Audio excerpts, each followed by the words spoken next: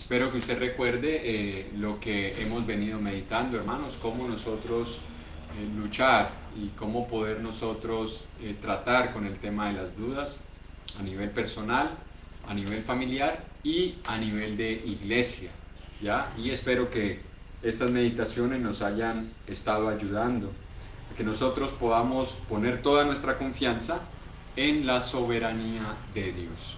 Y en esa soberanía de Dios el Señor ha permitido, hermanos, que herramientas que queden en nuestras manos para que nosotros podamos usarlas en esos momentos donde somos atacados por la duda, atacados por la incredulidad, atacados, hermanos, a veces por las angustias, por esas incertidumbres en las que a veces nos encontramos por las diferentes situaciones que atravesamos, y todos pasamos por ahí. A veces pensamos que son solamente los adultos, pero todos pasamos por esa situación, incluso los niños, a quienes también les ataca la duda, la incertidumbre de muchas cosas que pueden estar pasando en sus mentes. Ahora bien, para nosotros como miembros de la Iglesia del Señor, estamos llamados, hermanos, a encontrar esas anclas de nuestra alma, como dice la palabra de Dios, esas amarras, esas frases de que vienen de parte de Dios que nos ayudan a estar cimentados, a estar fortalecidos en medio de tantas dificultades por las que nosotros atravesamos. Así que, si usted recuerda, nosotros veíamos el día lunes pasado, y también meditábamos en esto, hermanos, el día viernes, en la primera de Pedro, capítulo 1, segunda de Pedro, perdón, capítulo 1, versículo 19. Espero que usted recuerde ese pasaje, segunda de Pedro 1:19, donde nos dice el hermano Pedro: tenemos también la palabra profética más segura, a la cual hacéis bien en estar atentos como a una antorcha que alumbra en lugar oscuro hasta que el día esclarezca y el lucero de la mañana salga en vuestros corazones. No vamos a explicar todo el pasaje, sino que vamos a tomar estas palabras que estuvimos viendo en la ocasión pasada, donde nos decía la palabra que tenemos una palabra profética más segura. Escuchen lo que la palabra del Señor nos quiere enseñar, hermanos. Que esta palabra que tenemos aquí es más segura. Pero la pregunta es, ¿más segura que qué? Porque él lo que está haciendo es una comparación. Él dice, miren, esto es algo en lo cual podemos confiar, pero la palabra profética es más segura. ¿Más segura que qué? Bueno, para eso nosotros necesitamos conocer el contexto de lo que está refiriéndose en este pasaje, ¿ya? Porque el contexto nos ayuda a entender a qué se refiere con lo más segura que aquello. Entonces, en los versículos 14 de este mismo pasaje de segunda de Pedro 1, vamos nosotros a ver el contexto, hermanos. Segunda de Pedro 1, vamos a leerlo desde el 16, que es donde tenemos nosotros el relato. Dice, porque no os hemos dado a conocer el poder y la venida de nuestro Señor Jesucristo, siguiendo fábulas artificiosas, sino como habiendo visto con nuestros propios ojos su majestad. Pues cuando Él recibió de Dios Padre honra y gloria, le fue enviada desde la magnífica gloria una voz que decía, este es mi Hijo amado, en el cual tengo complacencia. Y nosotros oímos esta voz enviada del cielo cuando estábamos con Él en el monte santo. ¿A qué se está refiriendo entonces Pedro cuando dice tenemos también? Bueno, él se está refiriendo a esa experiencia que tuvieron Juan, Jacobo, Pedro, junto con el Señor Jesús, en esa transfiguración, en ese monte alto que se encuentra relatada en el Evangelio de Mateo.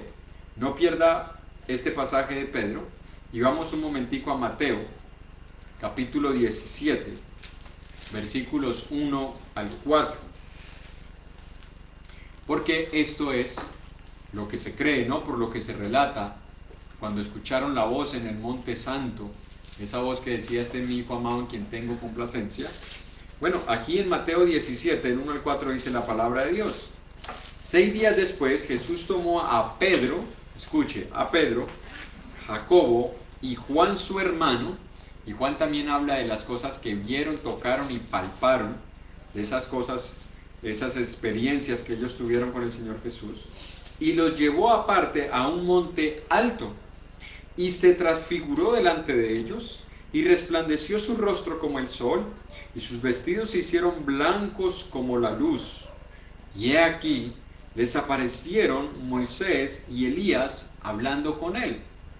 Entonces Pedro dijo a Jesús: Señor, bueno es para nosotros que estemos aquí.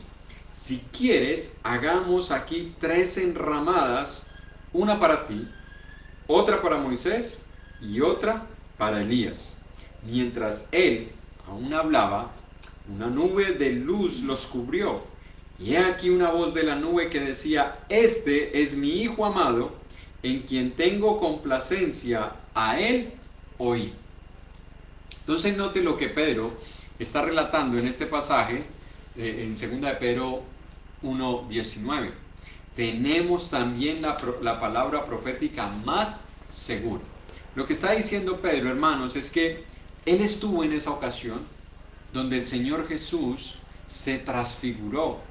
Y no sabemos, solamente por el relato, a qué tipo de transfiguración se refiere.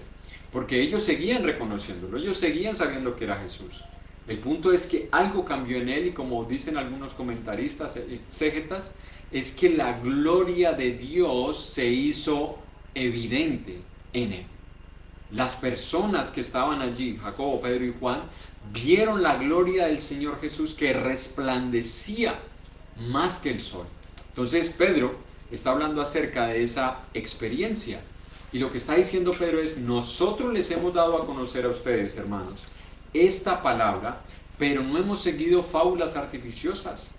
Yo fui un testigo ocular, dice Pedro. Yo fui un testigo presencial de una experiencia espiritual.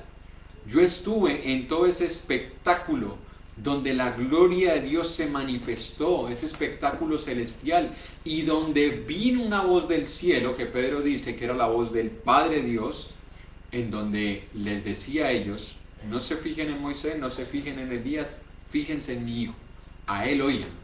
Y eso nosotros ya conocemos lo que significa, ¿no?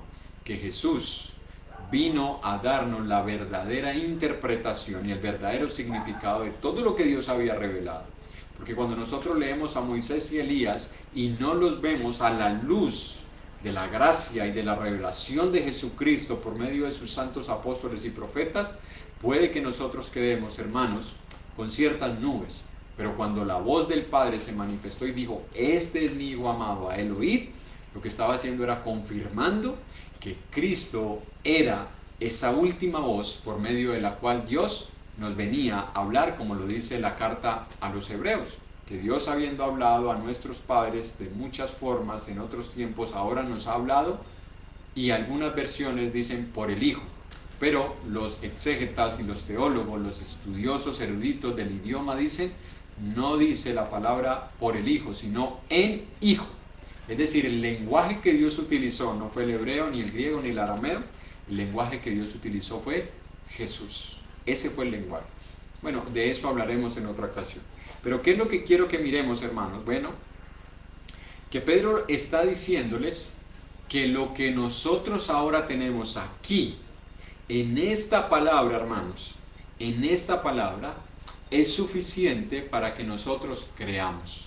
Es decir, aunque Pedro tuvo una experiencia espiritual, él no quería que las personas que leyeran su carta se limitaran solamente a creer por la experiencia que él tuvo, sino que él dice: no, tenemos la palabra profética más segura. Es decir, la palabra escrita, la palabra revelada, es mucho más segura que las experiencias espirituales, hermanos.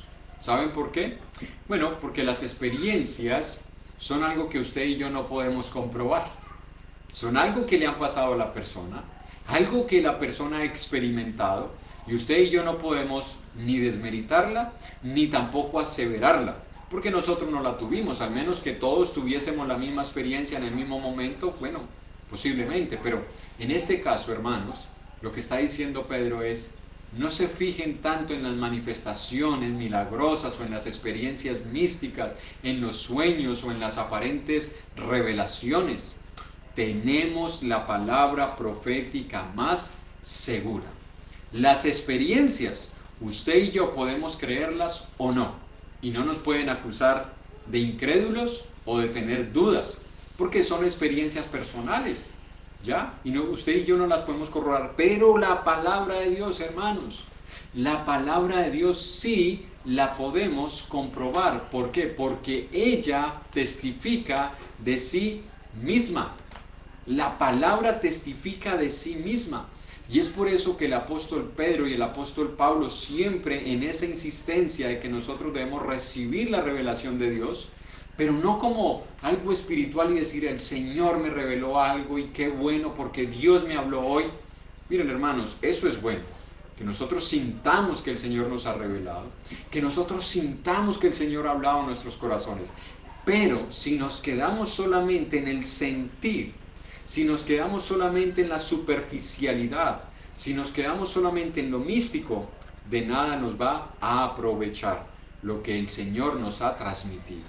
Miren lo que dijo Jesús en Mateo capítulo 7. Mateo 7, versículo 24 al 28. Y recuerden que lo que Pedro nos está diciendo, hermanos, es llamativo, porque Pedro está diciendo, tenemos también. Es curioso que él diga, tenemos también, porque Pedro había recibido la promesa del Espíritu Santo, de que el Espíritu Santo vendría sobre ellos, les revelaría toda la verdad, y que no se preocuparan por lo que deberían de decir, porque el Espíritu Santo hablaría por medio de ellos. Y Pedro no dice, ustedes tienen la palabra profética, no, tenemos. Él se está incluyendo, él está identificándose con estos hermanos y les está diciendo, miren hermanos, yo tuve experiencias, pero para mí lo más seguro es lo que Dios ha revelado y lo que ha dejado escrito.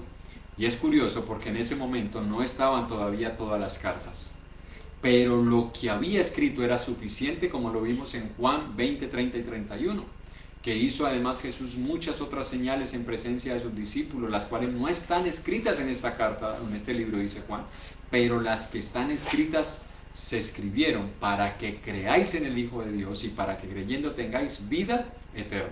Entonces Pedro también está diciendo lo mismo, dice, hermano, lo que tenemos ahora revelado, y recuerde que esta carta se cree que se escribió más o menos entre el año 65, 67, 68, después de la muerte del apóstol Pablo, ya antes de la destrucción de Jerusalén.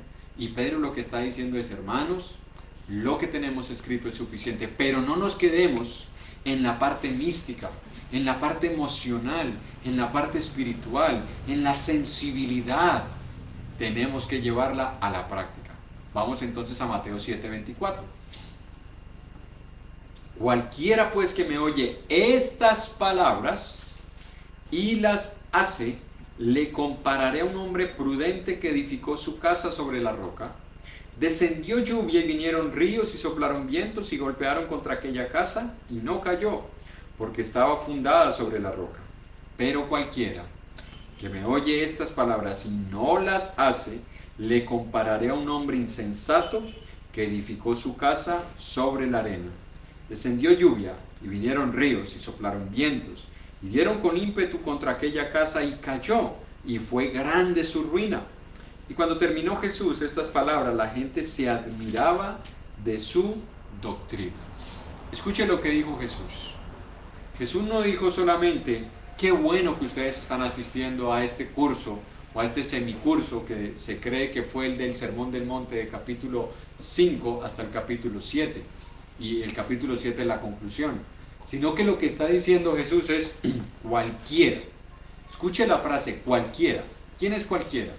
Bueno, cualquier persona, pero sabemos nosotros que el contexto son los creyentes.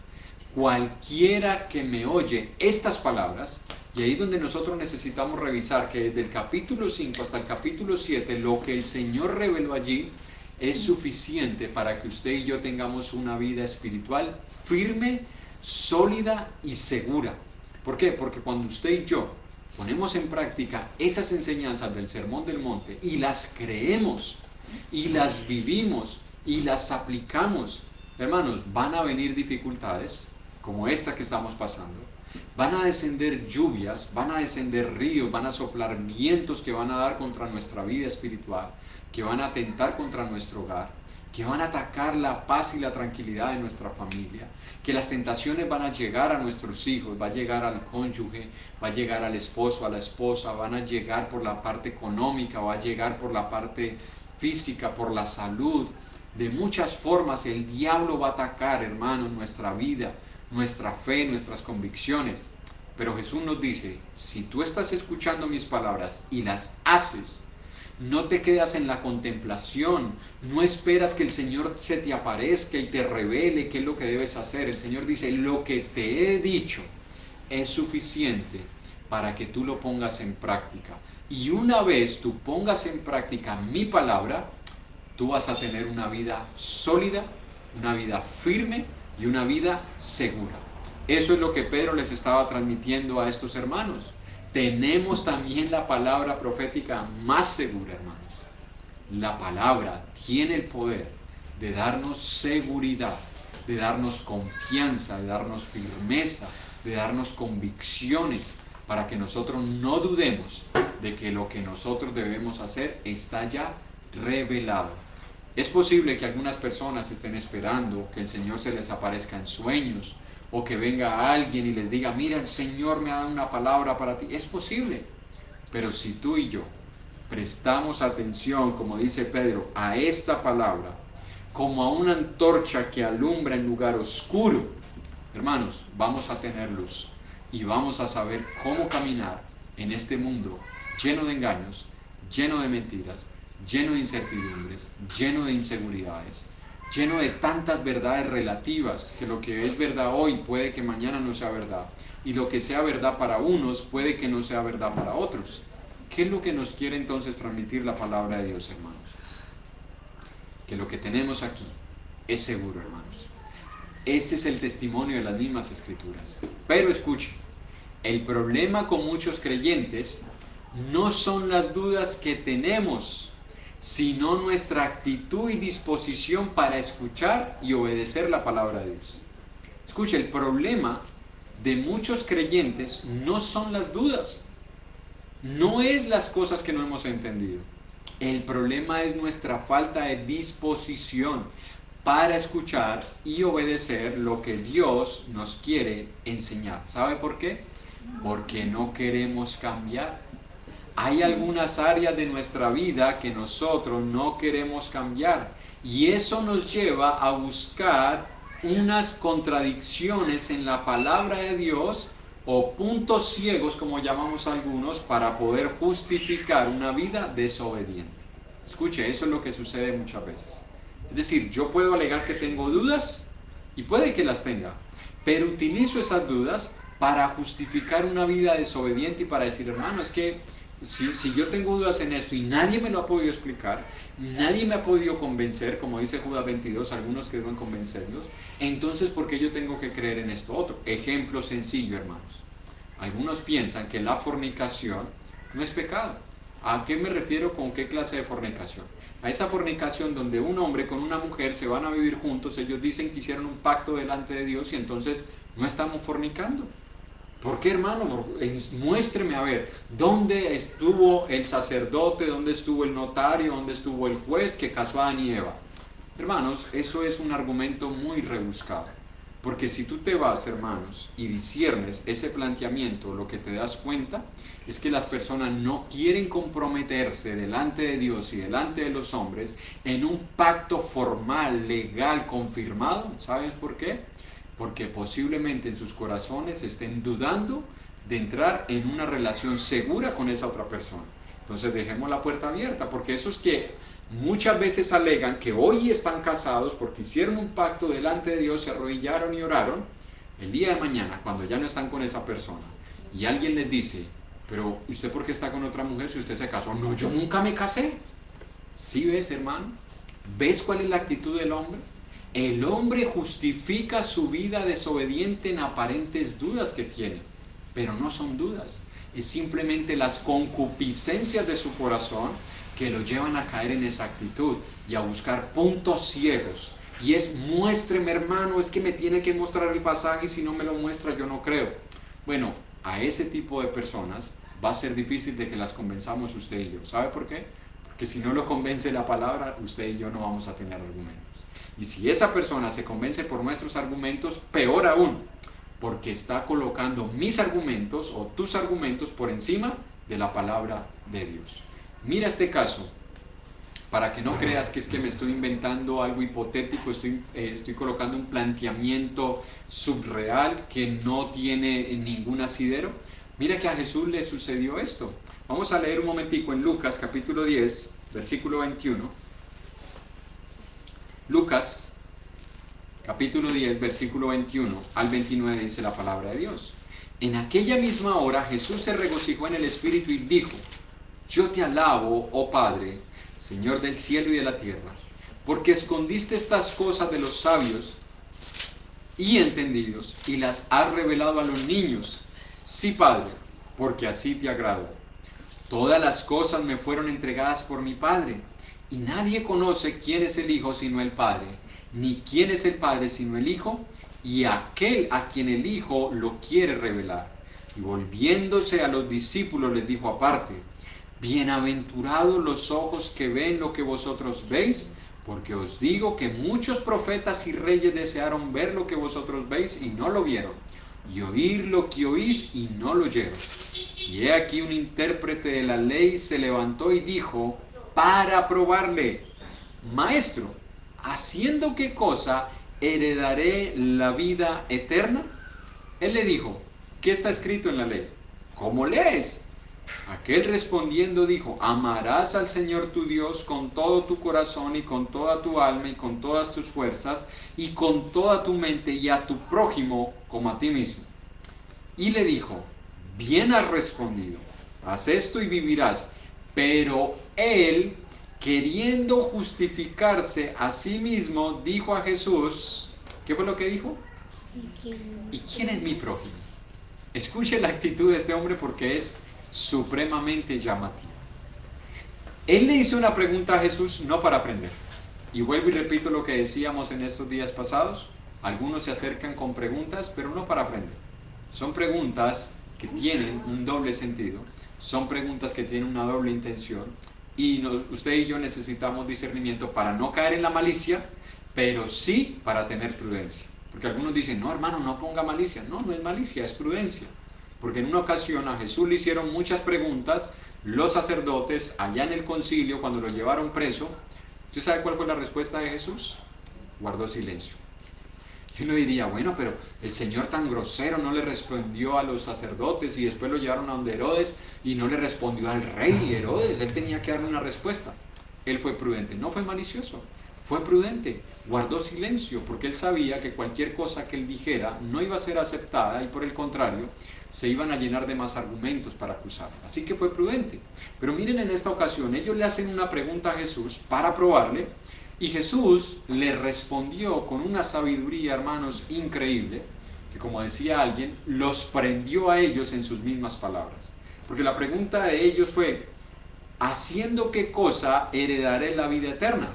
La respuesta de Jesús fue: bueno, dime ahora tú, de lo que tú has leído, de lo que has aprendido, de lo que has estudiado, ¿cómo crees tú que vamos a llegar a la vida eterna? Esa es la pregunta de Jesús. Yo no te voy a contestar, contéstate tú mismo porque tú tienes el conocimiento. Escuche, hermanos, hay creyentes que no es que tengan dudas, al contrario, saben demasiado, pero tienen el conocimiento que Satanás le ofreció a Adán y Eva, la sabiduría del diablo, porque utilizan ese conocimiento no para aprender ni para edificar, sino para atentar a otros. Utilizan las aparentes dudas, pero no para poder crecer espiritualmente, sino para poder justificar sus prácticas. El problema no está en lo que ellos leían, porque la palabra escrita no tiene ningún problema, al contrario, él confirmó que lo que Jesús vino a enseñar era cierto y lo que él había aprendido de parte de Dios era cierto. Él mismo estaba dando testimonio de que lo revelado, él lo entendía, él lo conocía y él sabía la respuesta a la pregunta que estaba haciendo. ¿Pero qué fue lo que quiso hacer este hombre? Bueno, este hombre lo que hizo fue preguntarle para justificar su desobediencia del amor al prójimo. Porque cuando Jesús le dijo, amarás al Señor tu Dios con toda tu mente, con todas tus fuerzas y con toda tu alma, y a tu prójimo como a ti mismo, este hombre no amaba al prójimo. Y por eso lo que dijo fue, ¿y quién es mi prójimo? Es decir, bueno, de todas las personas que yo conozco, como que no sé quién es mi prójimo. Y por eso es que no estaba amando como tu palabra me dice. No estaba amando como Dios me pide. Porque no sé cuál es mi prójimo. Bueno, algunos dicen, ay hermano, es que yo no sabía que uno no podía hacer eso, no podía hacer aquello. No, sí lo sabemos, hermanos. No son dudas. Lo que pasa es que queremos ser más sabios y más sagaces que Dios. Queremos nosotros engañar a Dios tratando de engañarnos a nosotros mismos. Así que este puede ser el caso de algunos de nosotros que no tenemos disposición para creer lo que debemos hacer y justificamos nuestra desobediencia con aquello que decimos no saber. Repito, el problema de muchos de nosotros es que no tenemos disposición para hacer lo que debemos hacer y lo justificamos o justificamos nuestra desobediencia con aquello que decimos no conocer. ¿Qué hacer con ellos, hermanos? Bueno, debemos pedirle ayuda a Dios para poder discernir que hay algunas personas que por más que usted y yo les querramos ayudar a entender algo o convencerse de algún tema que tiene que ver con sus vidas, que tiene que ver con su moral, que tiene que ver con su situación, en ocasiones no lo vamos a poder hacer. ¿Sabe por qué? Porque los corazones de ellos no están dispuestos a escuchar, no están dispuestos a obedecer. Tienen una predisposición para rechazar la verdad y mantenerse en su aparente falta de evidencias para ser convencidos. Y es ahí donde la palabra nos enseña a usted y a mí lo que debemos hacer. Mire lo que debemos hacer. Marcos capítulo 6, versículo 10. Para ir tomando unas aplicaciones. Recuerde que la idea era cómo tratar con el tema de la duda y cómo tratar con los que dudan. Bueno, Judas ya nos dijo, convenzan a los que dudan. Pero recuerde que hay personas creyentes que no es que tengan dudas. Ellos justifican sus aparentes dudas para poder seguir en sus prácticas pecaminosas. Marcos capítulo 6, versículo 10 al versículo 12. Mire lo que dice la palabra de Dios. Y es curioso, porque estas palabras salieron de los labios de Jesús. Y les dijo, donde quiera que entréis en una casa, posad en ella hasta que salgáis de aquel lugar. Y si en algún lugar no os recibieren ni os oyeren, ¿qué hay que hacer? Quedarse insistiendo, no es que ellos tienen que escuchar y yo voy a volver y yo voy a insistir y yo voy a seguir y yo voy a tener una guerra espiritual porque es que hay un espíritu que no les permite. Escuche lo que dijo Jesús. Salid de allí y sacudid el polvo que está debajo de vuestros pies para testimonio a ellos. De cierto os digo que en el día del juicio será más tolerable el castigo para los de Sodoma y Gomorra que para aquella ciudad. Y saliendo predicaban que los hombres se arrepintieran. Escuchen lo que les dijo Jesús que hicieran a estos discípulos. Fue una orden directa. Vayan, entren en la ciudad, entren en esa casa, quédense allí. Si no los reciben, ¿cómo sigue diciendo la palabra? Salgan y sacúdanse el polvo de los pies. Y aquí es donde viene una pregunta. Porque hay algunos que literalizan todo lo demás y por eso es que nosotros tenemos misiones y por eso es que nosotros salimos a hacer evangelismo de casa en las ciudades, porque nos apoyamos en pasajes como estos, donde mire, el Señor nos envió a predicar el evangelio y literalizamos todo esto y Yo estoy de acuerdo que lo debemos hacer. Tenemos un principio de salir a predicar. Pero ¿por qué lo otro pensamos que es figurado? ¿Por qué nosotros pensamos que lo otro, no, hermano, eso era para la época? ¿Por qué nosotros extrapolamos la historia y decimos, no, es que en esa época era porque las calles son polvorientas? Pregunta, ¿hay alguna ciudad donde no haya polvo? ¿Hay alguna ciudad? Entonces no podemos decir que era porque sucedía en ese lugar.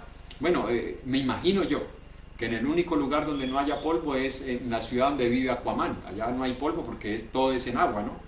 Pero hermanos, nosotros estamos en un mundo real.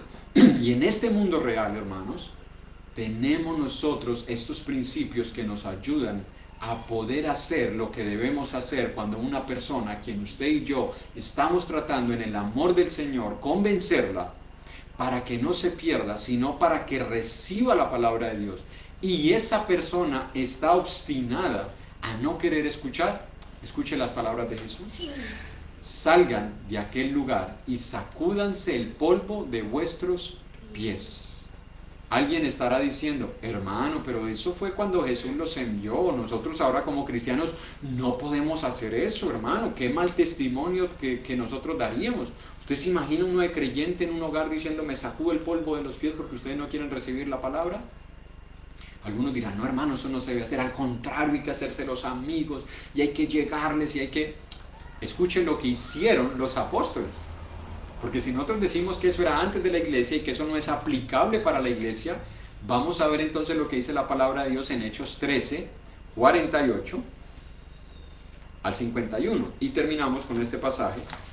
Si Dios lo permite, continuaremos el día jueves en el devocional de iglesia.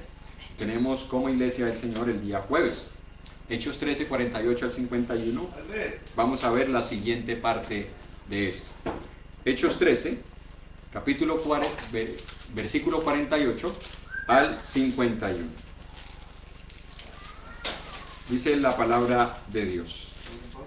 Los gentiles, oyendo esto, se regocijaban y glorificaban la palabra del Señor. Y creyeron todos los que estaban ordenados para vida eterna. Y la palabra del Señor se difundía por toda aquella provincia. Pero los judíos instigaron a mujeres piadosas y distinguidas y a los principales de la ciudad y levantaron persecución contra Pablo y Bernabé y los expulsaron de sus límites. Escuche, ellos, ¿quiénes son ellos? Pablo y Bernabé. Entonces, sacudiendo contra ellos el polvo de sus pies, llegaron a Iconio y los discípulos estaban llenos de gozo y del Espíritu Santo. Escuchen lo que pasó. ¿Qué fue lo que pasó en ese momento? ¿Qué fue lo que hicieron los apóstoles?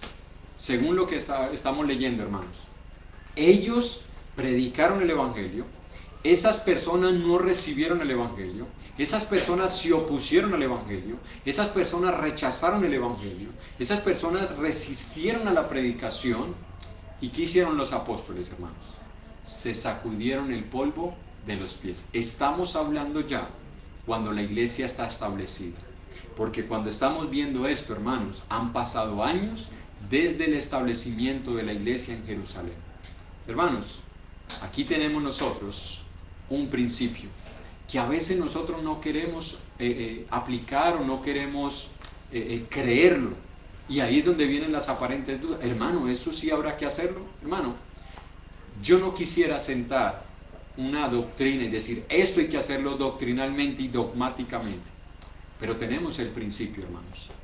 ¿Qué hacer cuando alguien persiste en su aparente incredulidad? Cuando alguien persiste y no quiere aceptar la verdad. ¿Qué hacer, hermanos? Lo que está diciendo es, no insistas más. No sigas luchando contra esa persona. No sigas insistiéndole a que ella crea la palabra de Dios, porque no lo va a hacer. Se ha rebelado, se ha obstinado y no ha dispuesto su corazón para obedecer la palabra de Dios. No se va a convencer, así tú y yo le argumentemos. ¿Cuál es la invitación del Señor? Pidámosle sabiduría, hermanos. Pidámosle discernimiento para saber cuándo alguien tiene una duda por su falta de conocimiento y cuándo alguien dice tener una duda, aunque tiene el conocimiento, y simplemente es para justificar su vida, para justificar su desobediencia, para justificar su actitud ante la voluntad de Dios. Pidámosle a Dios sabiduría.